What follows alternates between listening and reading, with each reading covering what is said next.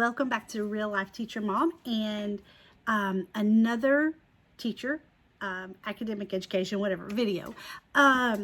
So today I wanted to talk about the jobs of E at the end of a word. So the E at the end of the word, I had learned that it had 5 jobs. It actually has 6 jobs. We all have always said, I'm sure most of us, there may be a few of you out there that haven't, but for the most part, teachers teach magic E, silent E, ninja E. I had a kid one year come in and, it's like a ninja, it's a ninja E, because it changes the E can, at the end of a word, can change the vowel sound from a short vowel to a long vowel. That's what we've always taught, right? But there are so many exceptions out there. That's not the only one. That's not the only use of that E. All right, so silent E in words. Let's talk about a few different ones. Silent E can make the vowel before it long. So we have the word cap, and that vowel is short. You add the E to it, makes it the word cape. This is the one that the use of silent E that we are most familiar with in the early elementary grades. Now, I'm sure I learned a lot of this when I was in school, but I don't remember it if I did. I was one of those that I just learned to read. I read by, can read by sight. I'm very good at sounding out words. As I got older, I never really understood and knew the meaning behind some of the rules we have, though. That one I always knew. The rest of these I did not know. So silent E and job number 2 can make the C and G soft in a word. So not only in race and rage is the E making that A say its long vowel sound, it's also softening the G and the C from K and G to S and J. Had to think about that. All right, so that E is softening those letters. Job number 3. Silent E keeps U and V from being the last letter in a word. So in our language, we don't have words that end with a V or a U for the most part. It's a placeholder at the end of give, have, clue. We don't have, there might be a word or two out there. I can't think of any off the top of my head that end with a U or end with a V, but it's a placeholder at the end of those words. So it's not going to make any sound. It's just because we don't have words that end with those letters.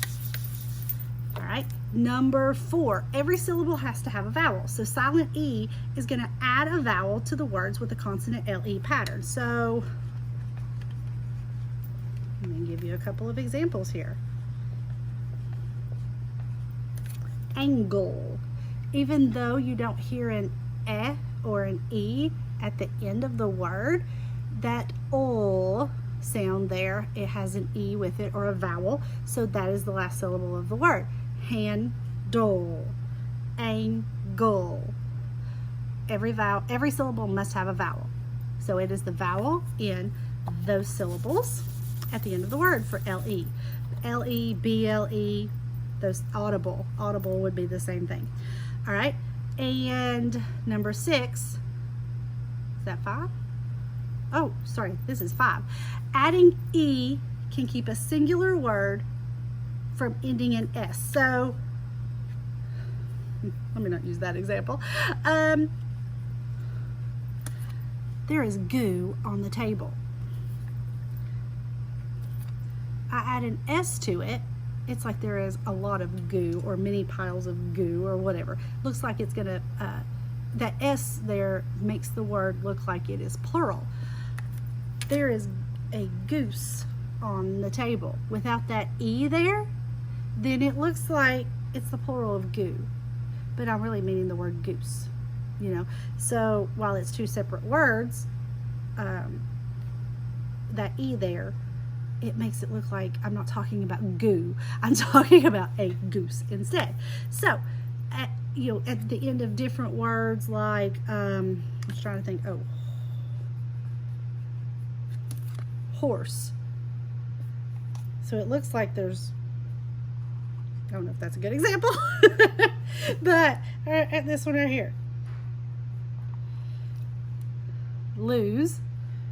It makes it look like loo is a word with an S to make it, and you're making it plural when in reality it's lose. I don't want to lose my viewers on here because I'm making a mess of this.